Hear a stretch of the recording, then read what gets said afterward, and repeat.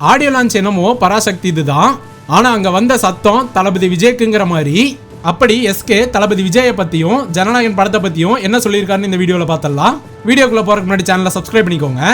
Parasakthi audio லான்ச்ல Sivakarthikeyan பேசுறப்போ தளபதியோட ஜனநாயகன் படம் ரிலீஸை பத்தியும் பேசியிருக்காரு. எஸ்கே விஜய் சாரோட படம்னு சொன்னதும் போதும் கிரௌடு ஃபுல்லா எரப்ட் ஆயிருச்சு. சிவகார்த்திகேயன் கிளாரிஃபை பண்ணது என்னன்னா, படத்தை பொங்கல்ல இருந்து வேற டேட்டுக்கு தள்ளி போட்டா ஏப்ரல் மேக்கு போயிடும், அந்த டைம்ல எலெக்ஷன் இருக்கனால படத்தோட பிசினஸ் பாதிக்கப்படுங்கிற மாதிரி சொல்லியிருக்காரு. இது மட்டுமே ஒரே காரணம், நடுவுல சிலர் காமெடி பண்ணுவாங்கன்னு ஃபன்னா பேசியிருக்காரு. இதுக்கு இடையில ஒவ்வொரு டைமும் விஜய் சார்னு சொல்லும் போது கிரௌடு நாய்ஸ் வேற லெவலு.